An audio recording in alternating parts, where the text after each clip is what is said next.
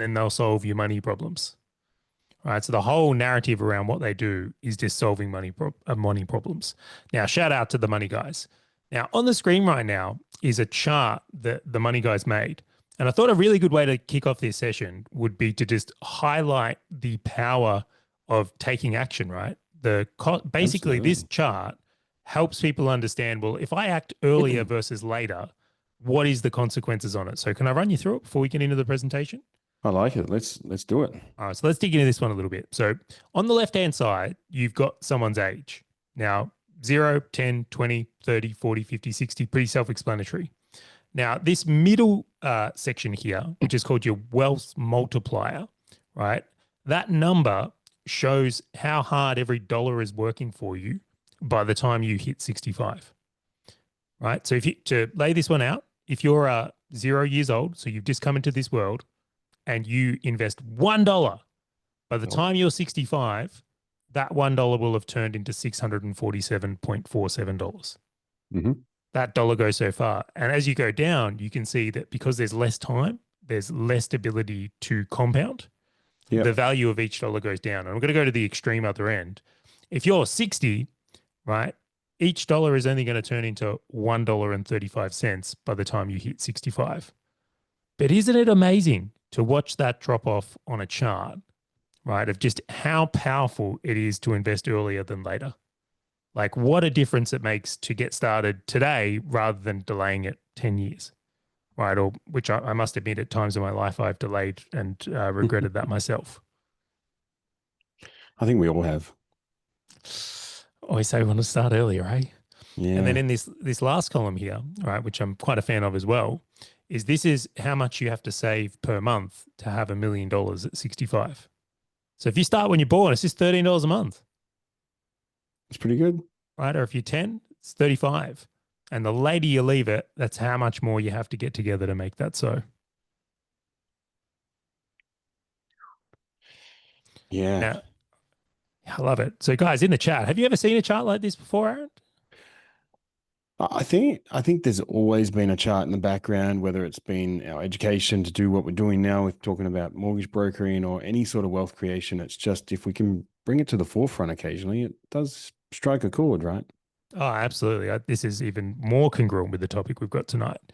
Now, Sunny's asked a really good question in the chat here is how do you calculate the wealth multiplier? So if you type in Money Guys wealth multiplier into Google, it'll take you to the blog where I got this image from, which shout out to the Money Guys again.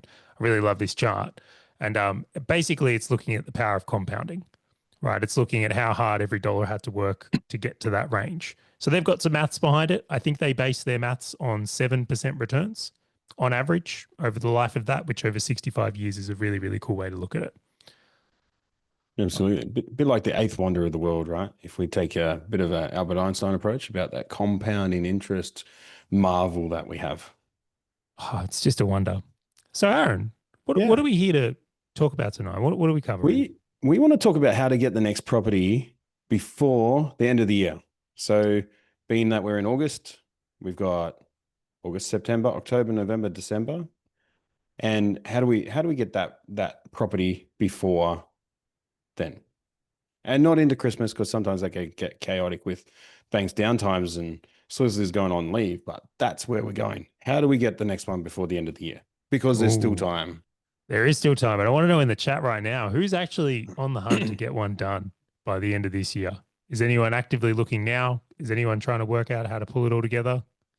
Or we've got Grant in progress. He's looking for one. Yep. Sam's there. Chris is there. Email there. There's lots looking. I don't blame you. I don't blame you at all. I feel it also heating up in the market. We've seen the increase in chatter as well. It seems like a lot of people are doing it. I'd love to know for some of these people as well. It's like, what's stopping you guys right now? Is the finance thing the biggest thing holding a lot of people back? And I mean, would surprise me if that isn't a factor being you're on this webinar tonight. But is there any other factors out there that are really decent deals? Talking about deals, definitely. I mean, what do they say? The total volume of listings is definitely become an issue. We've got borrowing capacity. We're going to help you with that tonight, guys. Saving for a deposit. What structure to use? Got some great ones in here, Aaron. Yeah, it's a good one. Oh, we're definitely going to cover a few of these. All right. Well, we'll kick it off with the next one. So tonight, presentation information is being provided under general advice. Any advice contained in the material that has been provided without taking into account your objectives, financial situation, and needs before acting on any advice, you should consider the appropriateness of the advice having regarded to these matters. That's do you have a better way to say that there, I Charlie? love how formal you say that every time. I feel like it's so proper. And if your like compliance officer was on this webinar tonight, I feel like they'd be I getting think I'll like a get a round of tick. Like, applause, give me an like A. tick Give me an A box. on that one. Yep. But I'll put it into English, guys. Now, tonight we're going to go through some what I would consider pretty juicy stuff. There's some real pro moves you can pull in here with finance to make a big difference to what you can do to your property portfolio. However, we're speaking very generally, which means that if anyone was to act on the things that were in this webinar without getting proper advice of how it applies to them, right? Well, in all honesty, you probably deserve to lose your money because there's a lack of risk mitigation and using professionals. I myself use professionals to buy properties. Aaron uses professionals. The best thing you can do is if you see an idea on here and you go, geez, I really love this and I want to see if it applies to me, it's make sure you speak to your broker, your accountant, your financial planner, and see how it could apply in much more depth. And we'll invite you to engage with us as we go through. Absolutely. So who are we, Charlie? Well, me, I'm just I won't even, how can I put this, guys? I'm a business owner, definitely, but I'm a property enthusiast at the front of this. So as it stands currently, I've got a portfolio of about 10 million in property, which big thank you to you, Aaron and Karina and the mortgage, strategic mortgage broking team, because without you guys, I wouldn't have been able to put that together. It's been a phenomenal journey, and I'm thrilled to being able to do something to make such a difference in my life. And one of the things that makes me so passionate about it is I've had such good wins in this area that I come on these webinars and just want more people to have the same things that I've been able to achieve. So we'll call me the property enthusiast. But who are you, Aaron? Well, I'm Aaron. I am the guy that looks after people like you, Charlie, in multiples. So the one that gets the people to have the runs on the board in multiples. I've seen it from even in the last 12 months of being able to complete over $150 million worth of lending for investors, whether employers or self-employed. We've been able to see all the positives. We've also, when people have got themselves into trouble and they've come to us, we've helped them out of that. And we see that people might end up listening to some half-baked video online. They might set up structures. They might sell properties just because someone told them to. And then they might even end up getting multiple brokers doing multiple borrowing capacities and then end up with nothing and confusion in the end. So wanted to be able to share tonight with the actual case studies, not fluff, not theory, just real down to earth stuff about what people have actually done to give you real examples and help you get on the path to buy that next property with the green calendar things of August, September, October, November, December. There is absolutely time to get another deal done this year. All right, let's jump into it. Cool. So why now? Now, this might be a busy slide, but why now? If you can see this slide, it's like you've got like tax entities, you got rate cuts, you got refinances, structures, valuations, loans, interests. Whether we're going to go before Christmas, we might have to sell conditionals, all that stuff. So why should we start now? Is because there's a lot to do. If we want to get that property with the different ways that we can lend money, we have to start now. So why now? There's a bit to do. Well, I think there's a two-prong approach to this at the moment, Aaron. Like, absolutely, I think if you are going to buy a property, the nitty-gritty of like, it can take time to set up a structure, or it can take time to do a refinance, or it can take time to find the right property, as things like that. But on the other side of it, I mean, I think you have to look to the macroeconomics, and I'm cautious of saying this is not financial advice here. But I'm pretty sure the government just announced a 5% deposit scheme getting pulled forward like this week. Right, they're literally lighting a fire under first home buyers to come into the market. Is that the dangerous word, first home buyers for investors? There's a few rate cuts in here as well. Right. It's quite a bullish environment at the moment. I could understand why many investors would want to get in there. And I could say, of course, do your own research, but I could really understand why many investors would want to get in now, potentially front run some of this heat coming into the market. Well, the other things that are there as well is if we're actually going to go for a refinance, and we'll go into some more details about when these things can happen and how far we go. Like, could take you a few weeks to get the refinance if you're going from a bank to bank. Setting up any entities, setting up an SMSF could be a bit more time. And if you need to sell the property off, not that that's a really favorite word with some investors, but if we need to do that and you don't have a buyer yet, that's a bit of prep that has to go in there, right? Absolutely. Yeah. So what we're going to jump in tonight, we're only going to talk about the lending stuff. Like if you've got anything about accounting, financial planning, locations, all that sort of stuff around property investing, we are not experts that. We are going to be talking about the lending. We're always going to relate it back to how it relates to lending. Even though sometimes the location and properties can affect your lending, we are going to stick with the lending today. We're going to cover some concepts around the timing and how that works to be able to give you the best opportunity to start now to get that next property before Christmas or before the end of the year. I thought I'd throw the Christmas word in there because that's not too far away either, is it? It's a little bit early, I did think, but we can roll with it. Roll with it. Yeah. At least Santa Claus doesn't come out in my slides tonight. Cool. So our first topic, wanted to talk about strategic restructure. There's been a few masterclasses that we've done to reference back. There's been stuff on how to structure things, how to do entities, how to do SMSFs, some of the creative financing things. But one of the things that can take a lot of time in someone's ability to buy the next property is the first pitch is like the guy that needs to do a home loan refinance. That could be internal to the same bank you're at to be a bit quicker, or it can go to another bank. The second pitch is the guy carrying his equity around, which is pretty clever of him. And that can take some time to get it out, the right reasons, the right cash out strategies with the banks and things like that. And then we've got the sale property where we need to find the buyer. We need to go through that process. And then we need to come out the other end with the debt repaid and the equity in our hands so we can go for a bigger strategy to our investment. So the time that it can take on some of these options is, if we're going to go to the internal to our current bank that we're at, if it works, that's going to be the quickest. But if we go to a different bank, that could take up to 4 to 6 weeks.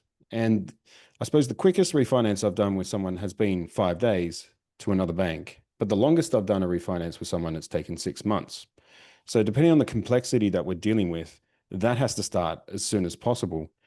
The ninja tip with anything that we're looking at here, whether getting a refinance done, equity done, or a sale done, is that we can always rely on the banks to give us some conditions on the conditional approval. So we can get the timelines of the banks done at the same simultaneous time that we're doing the refinance. We can do the pre-approval for the purchase. When we're getting the equity out, we can still do the pre-approvals. When we're doing the sale, we can always do a purchase based on the sale actually going through. So the biggest thing here is that even though it takes time, we want to be running things simultaneously. So that's the bit of a global aspect there, Charlie, on the strategic Can we break it down? restructure. I want to break it down a little bit because I find myself, I even get caught out here still quite a bit. So I'll cover them one at a time. But I think one of the things that is often negated, many of us as property investors are likely going to want to use, let's say, equity from another property to help form our deposit for the next one, right? And if we're not prepared, or we haven't done the refinancing, or our loans aren't with the right bank to do that, what can happen is we can get caught up and lose months before we can even get to the stage where we've got borrowing power or got the green light to actually buy a property. So if someone is looking to buy a property this year, one of the first things they should be really doing here is going, am I still set up with the right loans to help me get that next property? Am I financed in a way? And I think the caveat is that that might have been true 12 months ago, but today that could be out of whack altogether. So something I've been learning a lot from you, Aaron, is like, you might have bought a property, you've had it for a year, but the valuation might be much better with another bank. And you know what? The lending policies are better with another bank now. So it was great, got the property, it was the right lender and the right loan for the time, but that's all changed. And before I can take that next step to the next property, they're the types of things I've got to explore. And that's just like one, that's just getting your deposit there. Well, we found with the valuations, we can get even 50 to 60 to 100 grand in the main difference between lender to lender. And it may not be the sharpest rate, and it's probably not going to be the most expensive to be between lenders to get the right valuation, to get the money off the table, right? But they can give different outcomes. Like the smallest valuation difference I've seen is about 10 grand. The biggest I've seen a $960,000 difference in a valuation from one company to the other within a 2 week period. How's that for a chunky deposit? Right. So one misses out on the opportunity and one gets it. So right now there's 122 of us roughly, maybe a little bit more on this webinar. Right. Yeah. I look at it and I go, what are the chances right now that many people on this call haven't got their property with an appropriate lender for today and now for valuation? And that's deposit they don't have to come up with. There was someone in the chat that was literally saying, I'm saving for a deposit. If that had a person had a property and it was with the right bank, there might be equity there to go. And I say might be, I don't know their circumstances. But Well, like that's just one example of how this could play through, yeah? Yeah, absolutely. And then a lot of things that we need to know is that brokers do have access to upfront valuations, which is very common to know. But what you need to do is do a strategy around it by ordering upfront valuations with a couple of different lenders. There's some sequences of timing of doing that. And there's making sure that we're not going to get the lenders we use a panel valuers behind it, making sure that we're getting different company valuers like CBRE or Optian or any of those names that people might have heard. Getting two different ones is going to go a long way. Even personal on my property did a valuation. One was 75 grand higher and the other one, and they were valued the place 24 hours apart. Now, I just want to highlight this, guys. So let's say you got a portfolio and the value of that portfolio is $1 million with one of the banks. Mm-hmm. If you were to move that to another bank and they valued it at 1.1, well, that extra $100,000 has now created some equity, which you could then potentially use for a deposit on your next property, right? So this is where getting refinanced and in a really appropriate way could unlock your next deposit. I want to go a little bit deeper than that, though, Aaron. So it's something you told me about with some of my properties. So for context here, I have some properties that, let's say the loans are like 5 or 6 years old. I've had those investments for 5 or 6 years in some cases. You told me that potentially, let's say I bought a property 5 years ago and I put a 20% deposit down, or maybe a 10, who knows, and then it's gone up over 5 years, that loan might be on a 50 or 40% LVR now.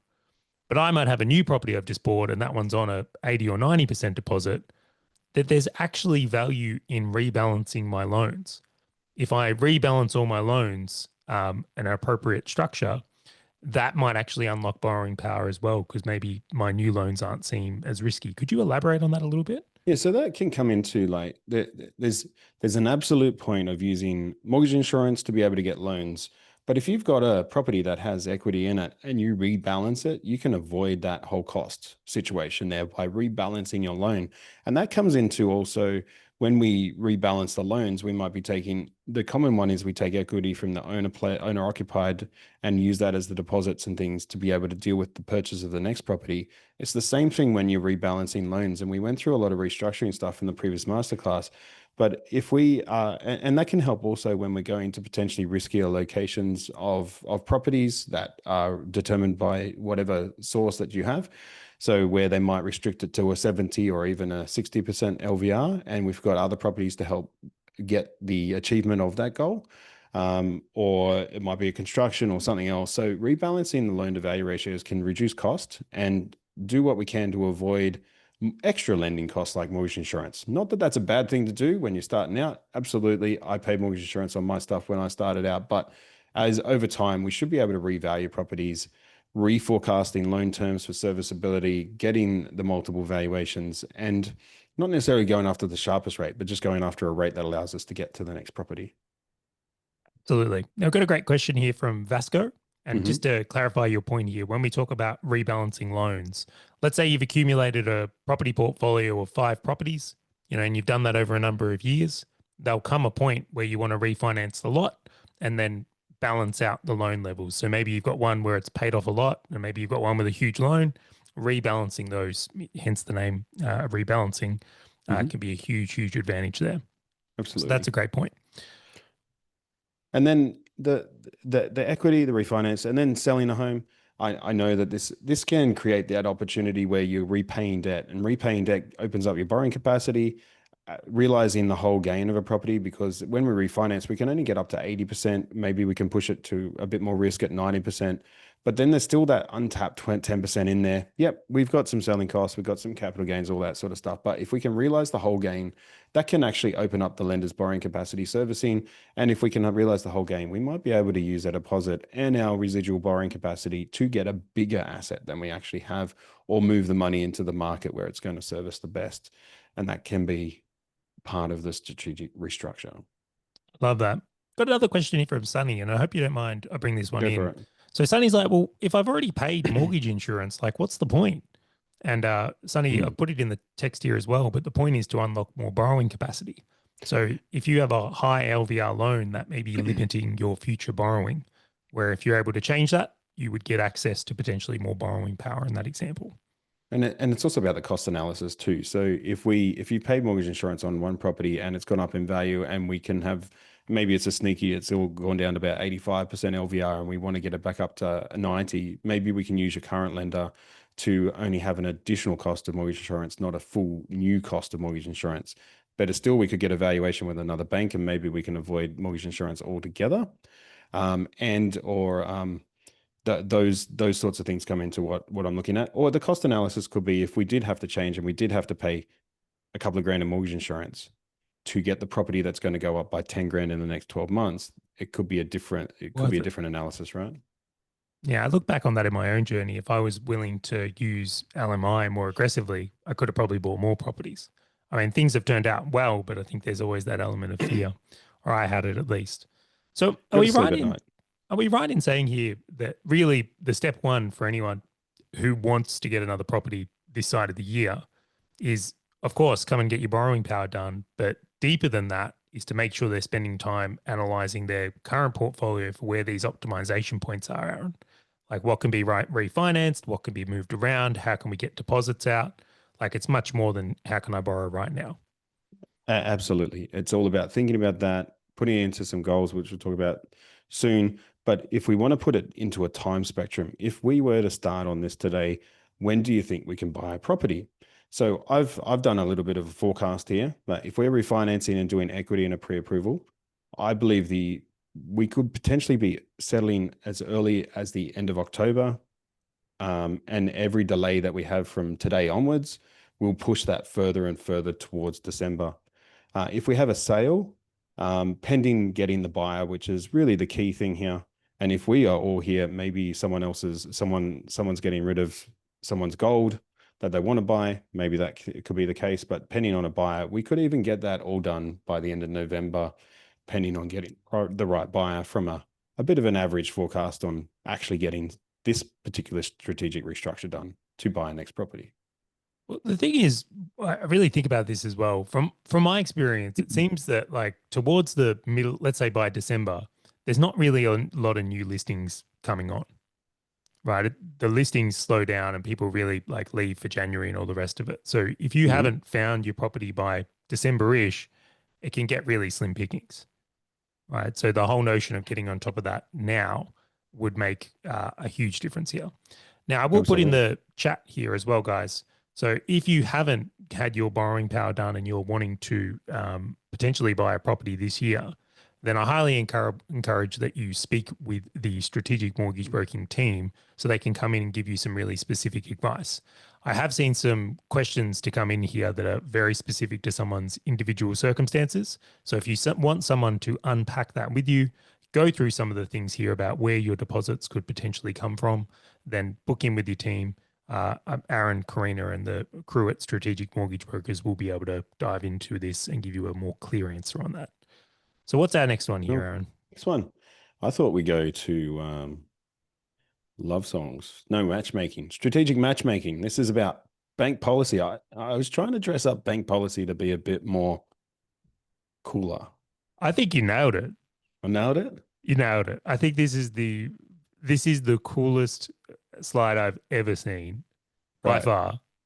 Like, I don't even think there's a close second. That's the question. Does anyone love their bank as much as this stick figure in the chat? If you want to put it in the chat, anyone love their bank like this guy does? I mean, I'm up there, but I'm not that close. I was talking to one of the staff today, and I used to have the word bank in that thing, and we went to lender to make it a little bit more palatable. But I think we hate them as much as anything, except for when they can get us the gains, right? But on strategic matchmaking, this is about the policy stuff. I wanted to I wanted to say very few property investors are going to be straightforward with lending. If you have more than one property, more than one bank, differences in income, couple, not couple, had kid, no had kid, on maternity leave, not on maternity leave, all these different things, there's going to be a lot of variation between what your borrowing capacity is going to be. And then to make it specific to you for your circumstances, that's where the lending policy comes in. And lending policy is not necessarily just lenders don't compete on rate, because if they competed on rate, we'd probably have a bank offering nothing as interest. But we have lenders that compete on rate, but also compete on the policy and the needs specifically that they are aligned with, whether it's a property investor, a first home buyer, a mum and dad, owner occupied, or a business owner. They all serve different needs. But I have to tell you, most property investors with more than one property, with more than one bank, there's going to be some bits of pieces of their circumstances that it's going to have to be unpacked. And that's going to take some time. Aaron, can you give us an example here of how policy might change and how that might be really good for someone or maybe not so good for someone? Yeah. So we have had a couple of clients recently in the last 6 months being self-employed, and they've been able to use just their director's wages. So whatever their day-to-day wages that they have to draw through their business through the payroll, they've been able to use that to get their mortgages up until going into the later part of August and into September, when it's going to be potentially the new tax return or relying back on the traditional methods of tax return.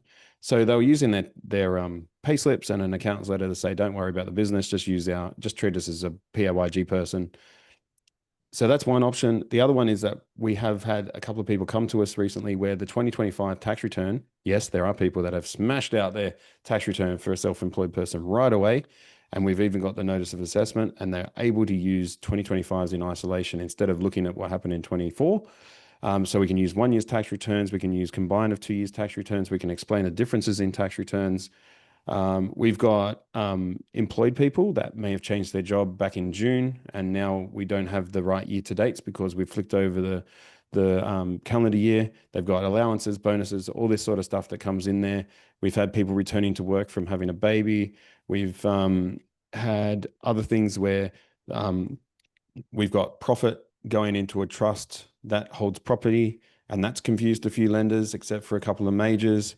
Add backs has been a really interesting issue around what we can add back, what we can't. Child support, whether you pay it or receive it, and the age of the children.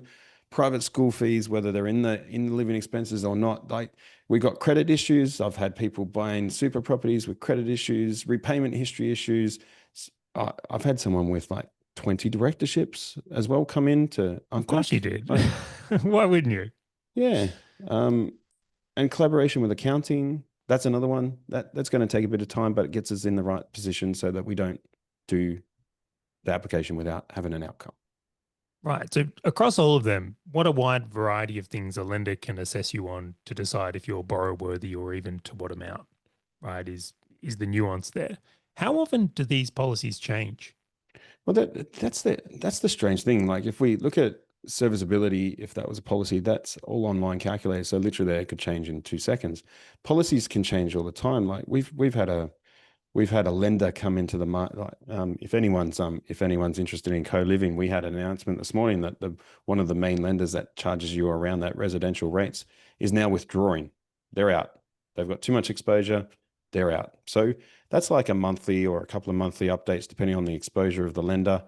We get weekly updates from lenders. We get emails all the time. We get from a broker point of view, a lot of the lenders have these people called business development managers that update us at certain points in time or come to visit us. So they can change policy whenever they like.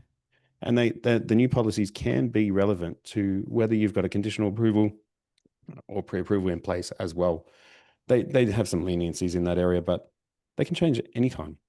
Right. So in the example of the co-living, many people would have loans they wouldn't even requalify today with the same lender because they're getting Correct. out of that space. Yeah. And what I find really interesting about that is that, many property investors, um, there may be better opportunities with lenders than when they got the loans they had today. Right. I love that example is like, Mm. imagine you've had a really good year, maybe you got a bonus or you did really well in business. Like it would be your advantage to use a lender that was only looking at 1 year of accounting in that example. Like your Absolutely. borrowing power would go up significantly. But in other circumstances, you might be able to get a far better rate if you use two with another lender, because maybe you're not going to maximum capacity there or whatever the circumstance may be. Yeah. So the 1 year's lenders, like there's only one, if not two right now. But if we get to January where we can show the last 6 months of trading and it's equal to the 1 years, we have a bunch load more lenders come on. So sometimes it's time, sometimes it's that. So it's all about matching the policies to your circumstances. And that really brings us to the ninja tip. Like the best thing you can do with a broker, we don't know where when you're on board with us or you're engaging us with us, we don't know which lender we're going to. We might have a hint or throw a token name of a lender if you've ever heard of it before, but if you provide everything up front to us, you be transparent with your position. Brokers are not the bank, and we don't even know where we're going at the moment. So being upfront with us is easier. We're able to do the credit checks without hitting your credit file. We're able to do the valuations up front. We're able to do multiple calculators. So if you are going for a purchase and you've got a pre-approval, it may not be worth the paper it's written on, right? Because that lender may not like the property you buy. So what's better than a pre-approval is a broker with a backup option and a pre-approval in place. So giving everything up front allows us to quickly get to the solution that you need and which options and which backup option we're going to have when you go purchase. I love this so much. I'm still shocked to this day. I remember back when we were doing a refinance for me a number of years ago, Aaron, and Mm-hmm. for whatever reason, CBA loved us at the time. Like Mm-hmm. we had a lot of loans with CBA. And then all of a sudden we got my borrowing power done. And with CBA, again, it was like 450,000. But Yep. when we looked to new banks, ones that were never like, we didn't think were a big deal. I think NAB was like, oh, we'll give you 2 million bucks. Right? It Mm-hmm. was crazy. And I couldn't believe how much of a difference it was. But what had happened with the education you've given me is it's just that lender policy had changed, that all of a sudden NAB's terms really suited my circumstance. And then we could get cracking again. So it can really be, guys, and I want to make sure I'm making this point in the chat. You might think you're out of borrowing capacity or have very few left, and it could be a policy or two that change, mix in with a couple of rate cuts, and all of a sudden you've got a phenomenal opportunity with the right lender. But the nuance here is you've got to work with a broker that's actually going to spend the time understanding this stuff and really digging in past the big four banks. Now, I've had some shitty experiences with brokers that, how can I put this? They just get lazy and want to use the same lenders because they've got contacts there. It's easy for them. But again, it may not be your best position. So for everyone out there, I would just say be very cautious. Not all brokers are created equal. Not all of them stay up to date with the lending policy like the strategic mortgage broking team. And that could be the difference in you getting the next property or two or three if you play this right. So definitely worth, if you, of course, if you're with your broker and you love them and all the rest, like quiz them on this stuff. But I would highly encourage for everyone in the chat here to make sure you're speaking to someone like the strategic mortgage broking team, because this is the difference. This is where they specialize and why so many of their clients are able to grow such substantial portfolios. Leave you with a couple of pieces of gold here. Like, you heard about Afterpay and the buy now, pay now later schemes? Oh yeah. Oh yeah. So some lenders actually treat that like a credit card or treat that in a bit of a living expense occasionally because of what you might use on it. But there's a couple of lenders policies that are quite strict. So if you do have one of those facilities and it's like $4,000, they will count $2,000 as a liability to you if you have that open, because it does have to be paid off quickly. So they just halve the limit and that's your liability. So you got to be careful with this stuff. Credit cards is another one. Some banks will take 30%, some takes will take 48% of your credit limit. And rental income, that's a big one. Some banks are still sitting at 75% of the rental income plus your expenses, and some are sitting at 90% plus your expenses. And then yet there are a couple of nice little lenders in there, 80% no investment expenses, because they just consider the 20% they shaved up the top done. And there's the nuances. And guys, I'll put a link in chat again. If you're someone that wants to get some of that wisdom on your portfolio to see where you can get your borrowing power to and get this, which I still love the slide, Aaron. You might have won the best slide ever with this. But get the right bank aligned to your circumstance so you can make a purchase this year. Love this one. Okay. All right. Next one. Strategic entity structures. What we have here is that if you're going to buy in any of these before the end of the year, there's a couple of timing things that are going to go on. There's a couple of things you're going to have to do first. So what I mean with this one, we've got the first circle being a company. The second one being a trust. And for lending circumstances, we prefer a corporate entity as trustee for the trust. It's so much easier to deal with. And then with the self-managed super funds, that's another entity structure as well. And they all have slightly different timings to be able to buy the property before the end of the year. So the biggest thing that I can suggest with any of this stuff that we're going through tonight, you need to have your borrowing capacity done first. There's no point going to the people that set up this stuff and give you the extra advice around tax and relevancy for you without knowing that you can actually do it. No good setting up a self-managed super fund and then realizing you can't borrow in it. No good setting up a trust and just having a fancy piece of paper and not being able to borrow. So doing your borrowing capacity first is the best thing. You do need accountants' advice and other people's advice as well, because there are so many different ways that you can set up a trust, so many different types of trusts and how they relate to the tax world, the capital gains tax and all that sort of stuff as well. But from a lending point of view, the same lending loan that I can put in a company, I can put in a trust. So it's the same loan. The trust, we just like it as a company as the trustee because it acts much differently, much better for the borrowing. And the self-managed super fund, it's totally separate again, but takes a lot longer to set up. So borrowing capacity first, accountant advice, and the setup process, application, search of the property, then property and settlement.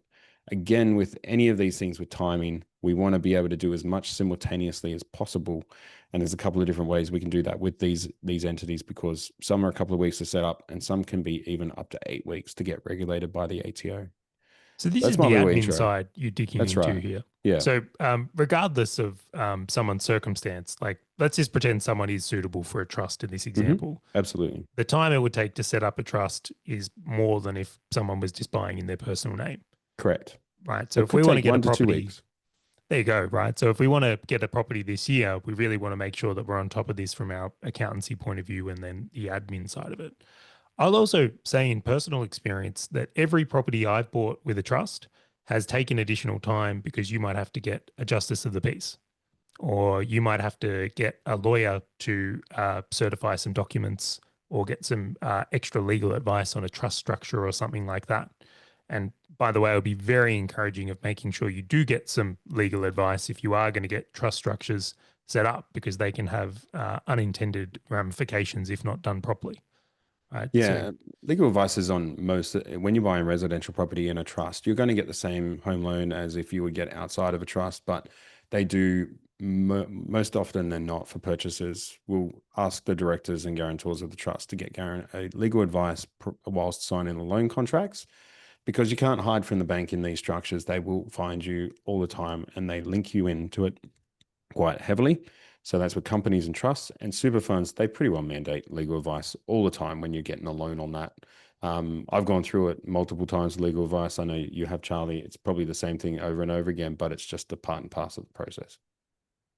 well, I'm going to touch on this a little bit further. And I've recently done the SMSF thing. So I've got an SMSF now. Oh, And that congratulations. in itself, just to set up, was like a 6-week process. Yep. Now, if I hadn't started that process if I was wanting to buy another property this year and there was opportunity to do that in an SMSF structure that was right for me, you really want to get your skates on and get moving in that example. That's right. So if we take that into account, so we've got about 2 weeks for a company and trust. And the other little problem with companies and trusts is that we need the name and the company set up before we can do the pre-approval. So it's always good to get your borrowing capacity done so that you can go after it. You can always do the refinance equity release and stuff whilst that's getting set up, and then hit the submit button on the trust when the names and everything are done. Self-managed super funds, the quickest I've seen a self-managed super fund be done is 4 weeks, but that's having the ATO on side. The average is about 6 to 8 weeks to get an SMSF done. But there are some ninja ways you can deal with it. We can do pre-approvals without the SMSF set up, but it does eat into maybe 1 to 2 months of your pre-approval. So we try to suggest that we do pre-approval. We do the borrowing capacities with more than one lender. You go get it set up, and once you've triggered your rollovers, then we can do your pre-approvals from there, so that we can suck up the time. And if we're looking at trying to get these done before Christmas, like company and trusts, if we're going to set it up today, we're probably looking at like a November settlement. SMSF, we're probably looking at like an end of November or even early December if we are starting today. All right, so that's the admin side. I want to cover a different side of it, though. Yep. Many of the people in the chat when we first got into this webinar were saying that one of their challenges is borrowing capacity. Yep. Right. So, sure, it takes 6 weeks to do an SMSF, but the thing I would really encourage people to look around here as well, and we've done a whole webinar on this, which I believe Karina has already put in the chat around structures, is that for someone that's looking to create more borrowing power, the utilization of these structures may actually be their strategy to get one more property this year. That's right. So you might be someone who's close to maxed out in your personal name, for example, and this is the time when you need to, if you want to keep progressing with your portfolio, you might need to look at that SMSF as a way for you to keep going. Or potentially, depending on your circumstances again, and absolutely speak with someone on the SMB team before pursuing this, this might be your time to venture into trusts and a debt siloing strategy, which I think we've seen a little bit on in more recent times in the property space. So for some of you that are newer to this game and maybe just buying in your personal name to this point, then this is the time where you want to explore a conversation with a broker about how these structures can actually increase your borrowing power. And I can see here, Sunny, is buying in a trust with a corporate trustee reduce my borrowing capacity versus buying in my personal name for an investment property? You may actually find the opposite is true. You might actually find that using trusts is a way to increase your borrowing capacity. And I say might because I don't know your personal circumstances, but I have certainly found for myself that the utilization of these different structures has allowed me to borrow much more than I would have been if I just used my personal name. So if you take a like-for-like borrowing capacity, just looking at whether you buy the next property in your own name or you buy it in a trust, there is a slight downwards pressure on your borrowing capacity when you do it in a trust, because in the main, most lenders don't allow the negative gearing, whereas they allow the interest add back in your personal name. So it can change your borrowing capacity there. But the goal is you can talk to us, and there's a few lenders that actually take the negative gearing into account. There you go. So see, isn't that interesting? Because I find that it's like a couple of people in the chat have gone, but negative gearing isn't allowed in a trust. And this is where lending policy can change. This is where times can change, and all of a sudden your abilities in that structure may be different. Now, of course, your personal circumstance and the type of property and all that plays a role here. I don't want to downgrade that. And just a reminder, we're talking about lending here, not the accounting side. Totally talk to your accountant, because the negative that's in a trust in your actual tax returns is not going to really offset your income. It's going to probably stay in the trust, right? And there's different strategies on that. So we are not talking accounting. We are talking how the lenders look at the borrowing capacity, just to let you know around that negative gearing, add back in trust and stuff. It's just lender policy, not the overall accounting one. Oh, but isn't it interesting, Aaron, how that topic just kind of leans into Sleeps in there, doesn't it? I think people forget though as well, right? It's like, properties inherently aren't negatively geared. It's how much debt you take. Right? So you can have a property with a 5% yield and it would be negatively geared if you left a 10% deposit, but if you left a 30, well, then it isn't. Right. But it depends on, do you know what I mean? Like, I think we forget that. You can make any property all properties are positively geared. You want a positive cash property, just put 100% deposit down. You're right. Absolutely. You can buy in Mossman, positively geared. I know it. You can do it. I'm not saying it's a wise strategy, but this is where we've got to look to the nuances. And then if your goal is to grow a property portfolio, well, maybe you're willing to do certain things so you can acquire more property and you'll deal with your negative carry in other ways. Oh, so, yeah, there's such a big minefield of negative gearing. I would say trusts are a delayed negative gearing approach. negative gearing in the way of what's in the media at the moment, that's a tax strategy. So I would always recommend people have an investment strategy first, and a byproduct of that is a little bit of tax, right? That's such, man, we should do a webinar on that, just dividing the topics, because this is where the mindset of it is. Like, if you're someone running around with the belief that you can't have a trust with any negative carry, and that's why you wouldn't use it, or negative gearing, not recognizing the advantages that could potentially come from that. Like, sure, it might mean that you can't offset your personal income, but if you can get some extra properties that are growing far past that rate, it might be worth it for you. That's right. So looking at the bigger picture can be a really, really powerful thing. Now, guys, there's some fantastic questions coming in. If we get through these slides, we'll come back around and we'll do some Q&A, as I love at the end of these sessions. Mm-hmm. Let's keep going, Aaron. Do you like cooking, Charlie? You know I do. I've got a recipe here for you. All right, lay down. There you go. So have you ever baked something and you've started at the last step of the recipe instead of the first step?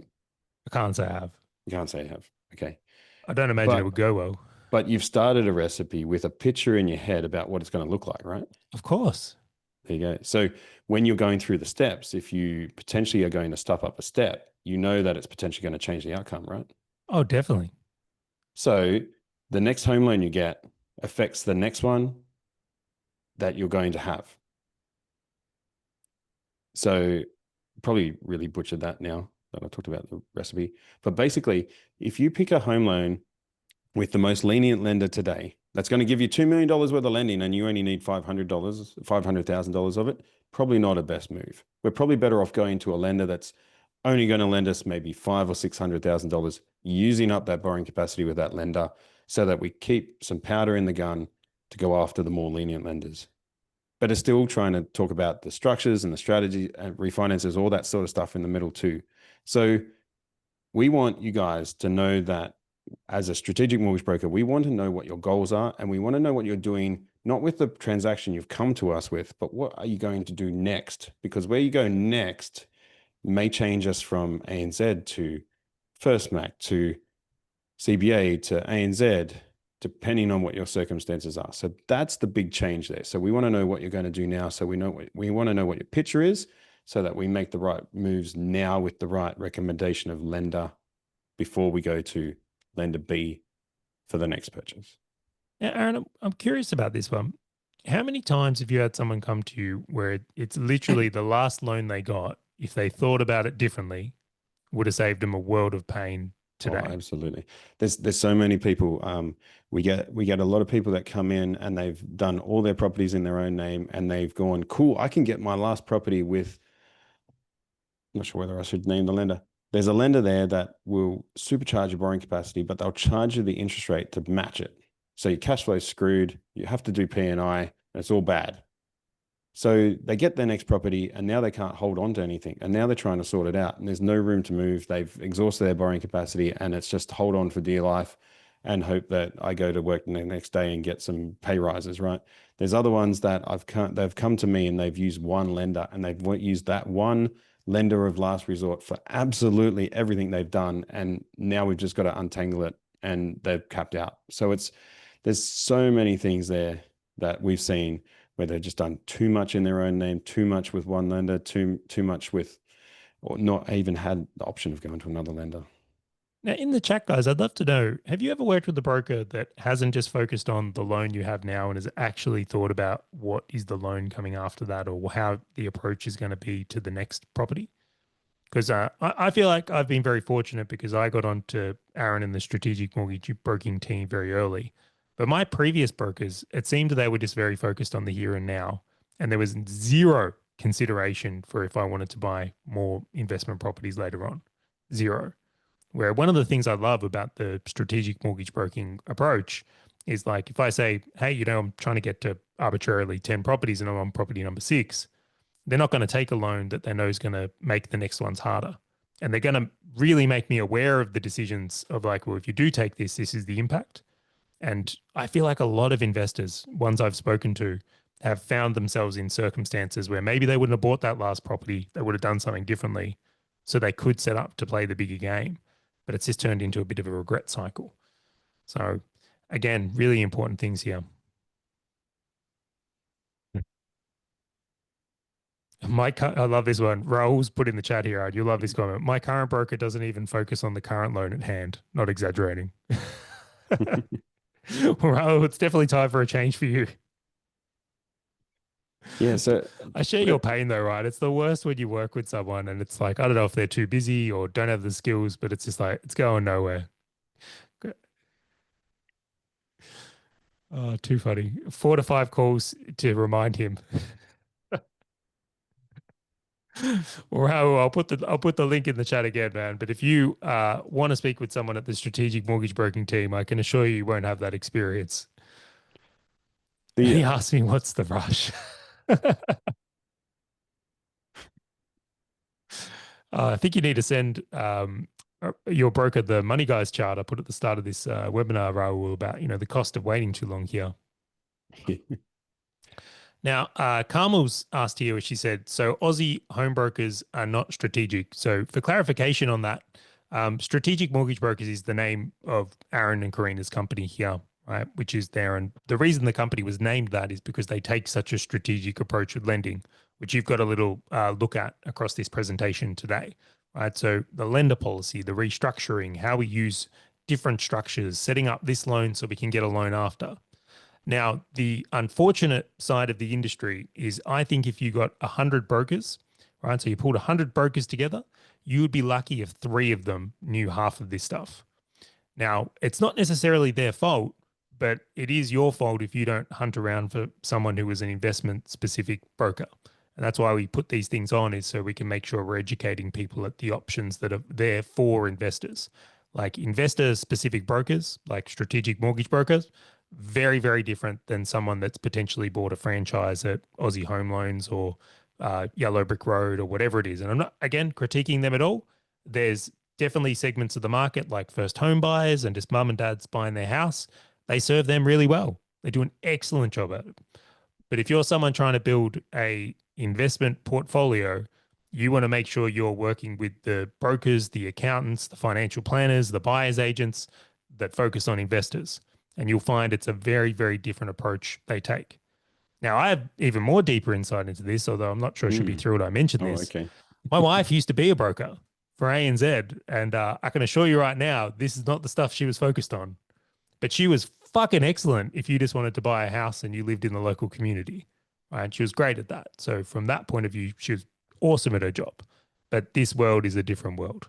So, and that's the message we really want to post on or share in these masterclasses.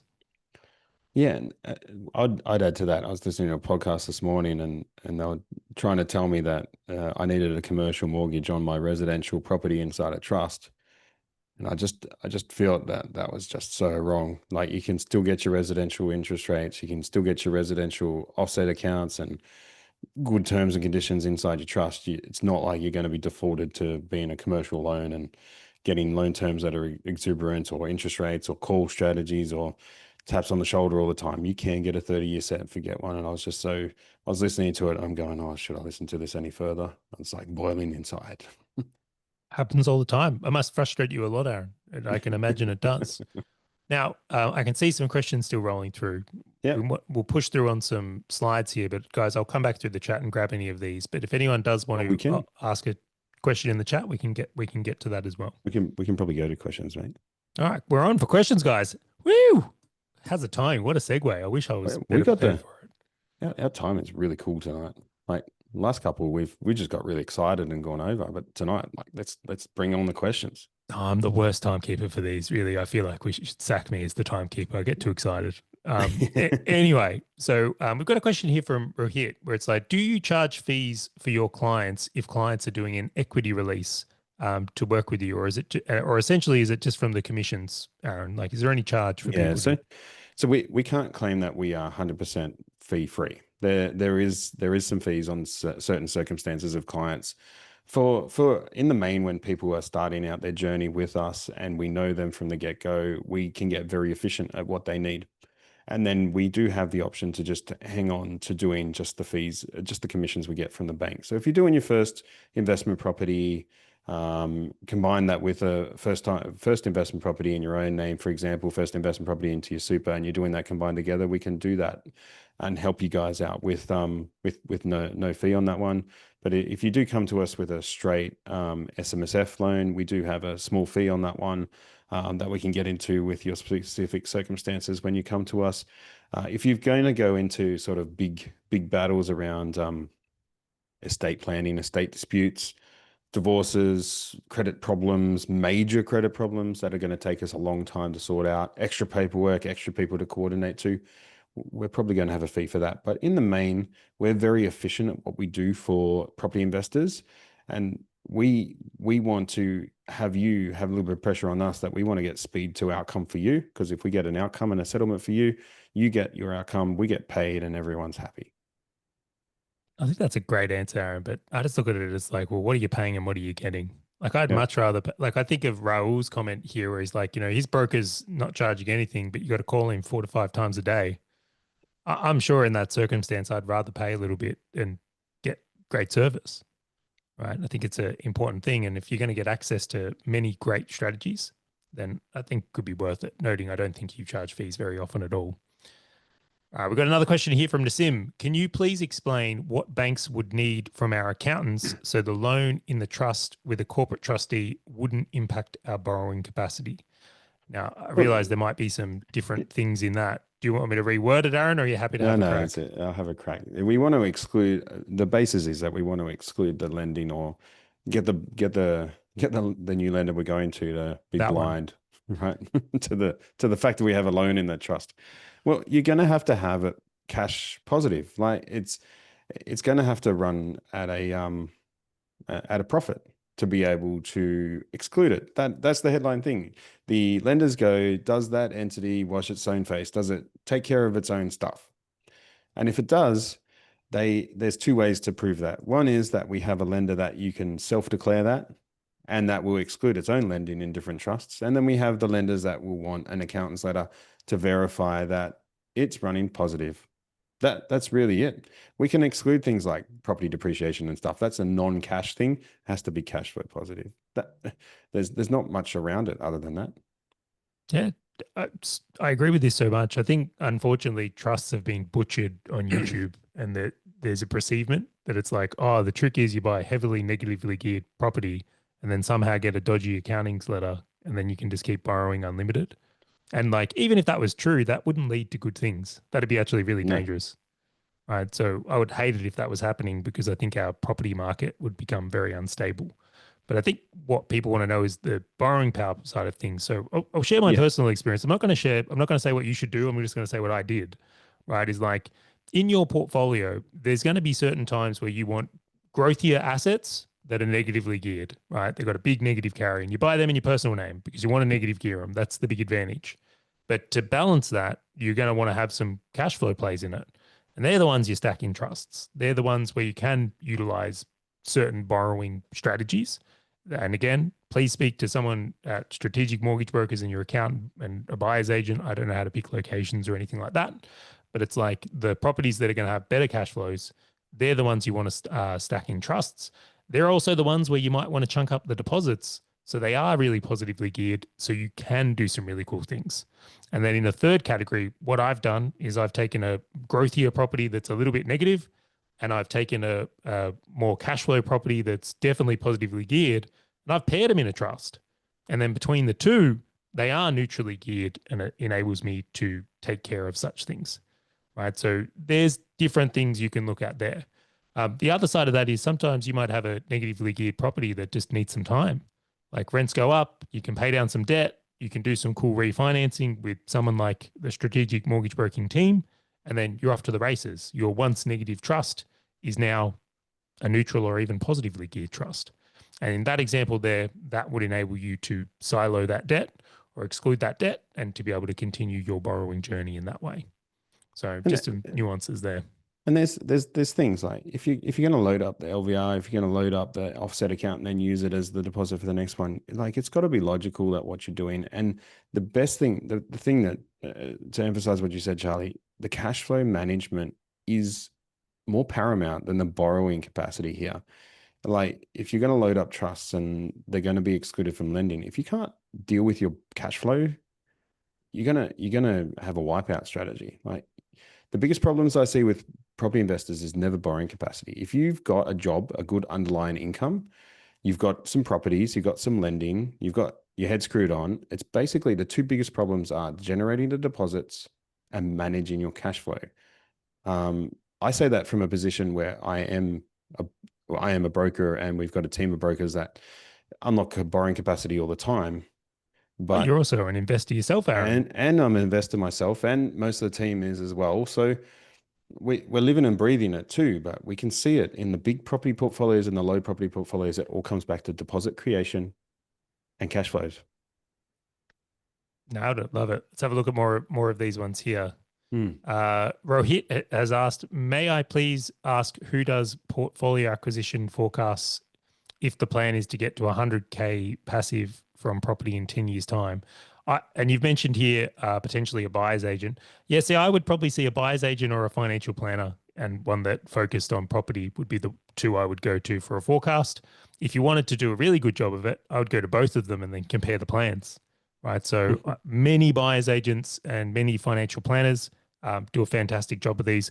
I'm cautious of recommending any, just from the point of view as I don't know your circumstance, right? So the right buyer's agent for you is the one that can get people like you a great result, and the right financial planner for you is the same thing. So again, your circumstances matter a lot in who you work with. Do you want to add anything to that, Aaron?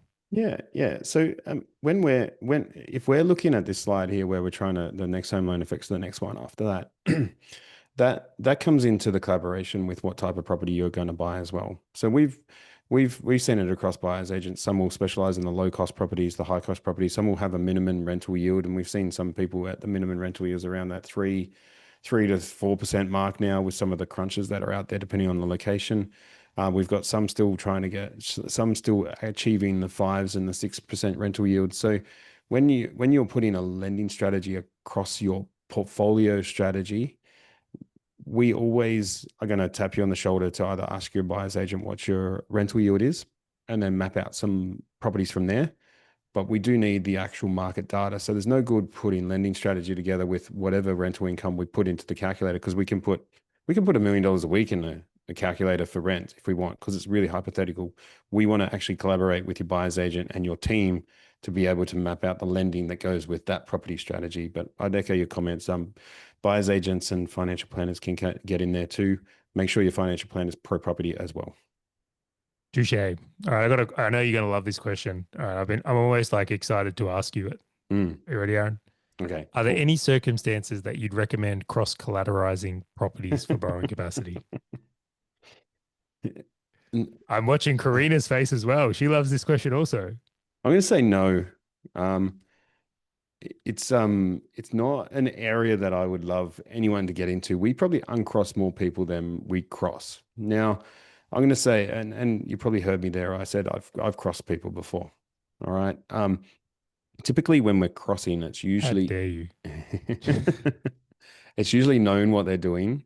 It's usually in the commercial or business space for a specific purpose. Like there's if we put a business loan on some of your equity versus having a business loan that's unsecured, you could be paying like say a couple of months ago it was like 6.5%, 7% for a business loan secured by a mortgage, or 15% if it wasn't.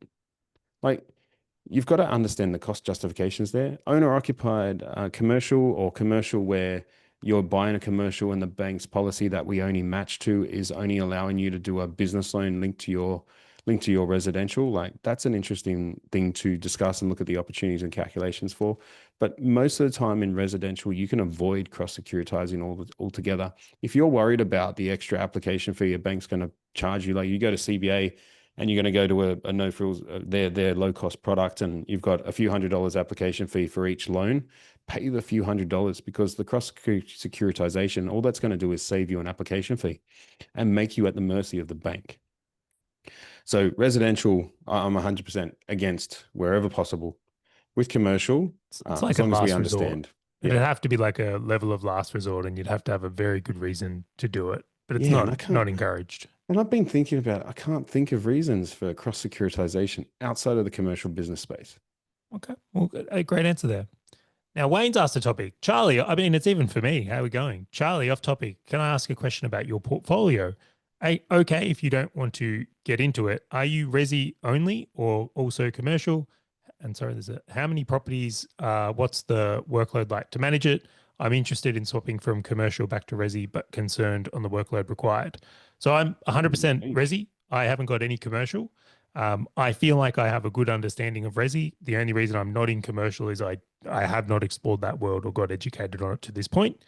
I mean, there's many ways to make a dollar, and that could be a fantastic one. But personally, for me, I love residential property. That's where the game is at for me. As for how many properties, I think we've got at the moment, it's about 16 or 17 different tenants. Now, we've, of course, got a couple of properties that got a duplex or a triplex type things, but that's about there. The workload, transparently, it's significant. So I'm very fortunate that my wife helps out in that department. She's an accountant by trade, which certainly helps, and she deals with the property managers as well. But I think the different question is it worth it? So when we look at our returns, I think it's very worth putting in the time to get the type of returns we do. So I'm completely for it, but by no means is this a passive index fund strategy, right? We get in there and do stuff to get the returns we do. So hopefully that's helpful. Nonetheless, we'll see if we can grab some more questions on this chat here. All right, now, Carmel, you've asked a fantastic question here, but it is very, very specific to your circumstance. I would highly encourage that you book in with the strategic mortgage broking team to unpack that a little bit more. Now, the only reason I don't want to ask you a question is because I don't want you to act on anything that's said there, because I think there's more stuff required around it to give you really good advice. Now, we'll read it out, Aaron. You can give some general. Okay, cool. Carmel, I would definitely encourage, and I'll put the link in the chat again. Damn it. Now the chat's moved. 1 second. Here we go. Carmel, example, I own a property, $750,000. My income is only $65,000. So Aaron, we've got a $750,000 property and a $65,000 a year income. And I have cash in the bank. I have been given a pre-approval for $520,000. And there is no plan for my next property, just pre-approval. I was told a trust is no good because of what I earn. I don't have an accountant. What's your advice? I think explore all options. Like if you've been told a trust is not worth it, you're probably best off getting the information so that you know for yourself that it's not worth it. If you are, that's a decent pre-approval that you've got, so that's pretty cool. That's where I'm sus. I'm like, that's a really good pre-approval, and you've got that income there. So I would have to echo, we'd have to unpack that on a specific basis. And I always encourage one. So if you've gone to one accountant and they've said no, if you've gone to a broker and they said no, not trusts, find one that's going to actually give you all the information so you can make a well-educated choice. Otherwise, you're just going after a property without or a pre-approval without. You're looking in the revision mirror all the time. You want to be turning the headlights on and driving forward. Yeah, I'm with you. So, Carmel, it's a really good question there, but there's a few things like, for example, if you've got a partner or kids or anyone else in your life where a trust might have some advantages, that might be something worth exploring. Like, there's many reasons to do it. If I was you, I highly recommend get the borrowing power done with someone like the strategic mortgage broking team first, have an understanding of why your pre-approval's there and what are your options. And then you can go down the route of like what structures or types of property might be suitable in your circumstances, if any at all.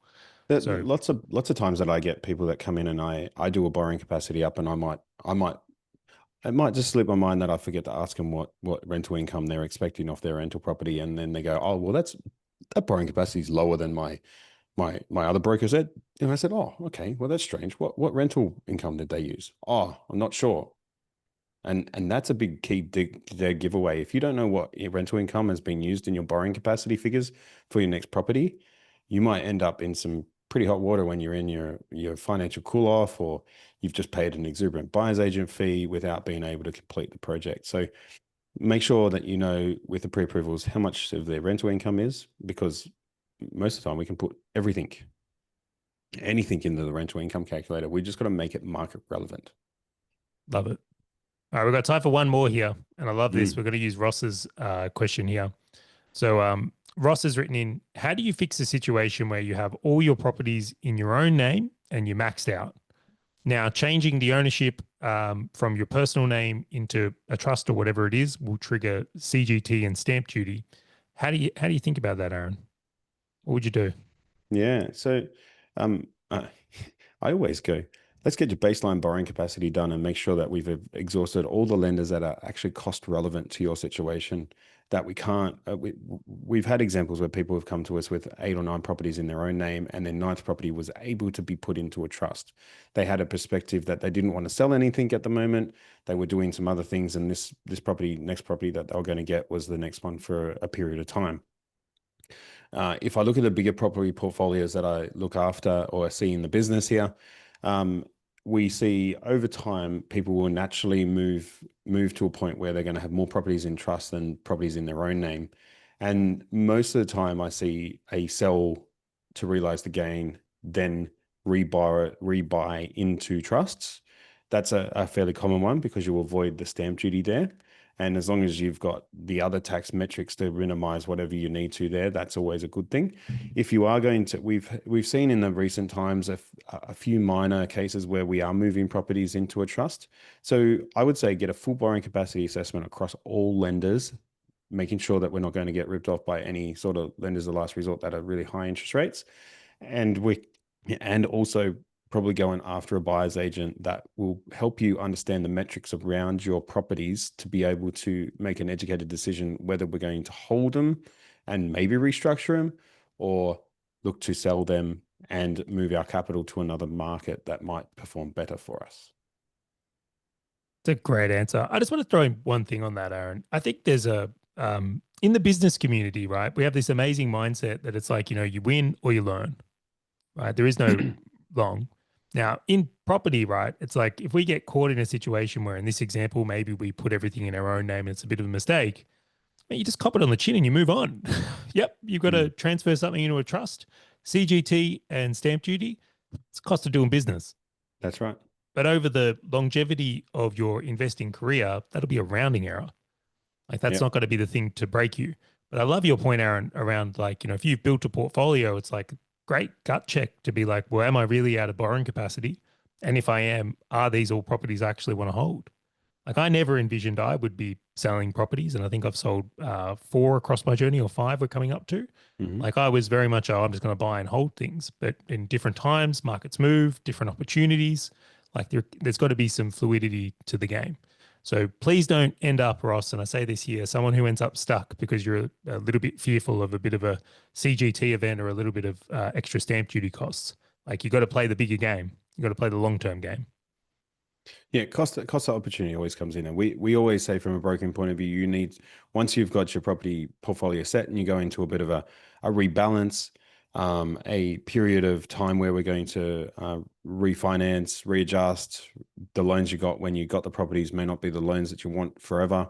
All that stuff all those incremental changes in your property portfolio, if you've got a few properties, can change your outcome on your borrowing capacity. $10 across all properties, 0.25% off the rate of all properties. A re-extension of the loan terms. Just a note on re-extension of loan terms, that going to 30 years is not a bad thing, except you have to think about it slightly differently. If it's your owner occupied, you put back from 10 years to 30 years, you can pay it off in 10 years still. You're just telling the bank, I've got 30 years to do it. So take that into mind too. There you go. Well, I'll tell you what, Aaron, we might round this one out. We've run a little Yeah. bit over, but hopefully your wife won't be too mad at me. So I just want to say a big thank you for everyone that's joined us tonight. I know finance can be a dry topic at times, and I think Aaron does an excellent job with his stick figure man of making it as entertaining as we can. So we're going to round this one out from here. If you do have a follow-up question, please engage with the SMB team or Strategic Mortgage Brokers team. They'll be able to help you out in that regard. I will put the link in the chat one more time to make sure we've got it there. But if you are someone who's gone, hey, I want to get my borrowing power checked, I want to see how this can work for me, book in with the team and they can do a deep dive on your personal circumstances and the borrowing side of things. Do you have any farewell words, Aaron? No, it all comes back to borrowing capacity. It doesn't matter what we say, always borrowing capacity. Get it checked. It's free to have a chat. All right, guys. Thank you so much. Have a pleasant evening. Cool.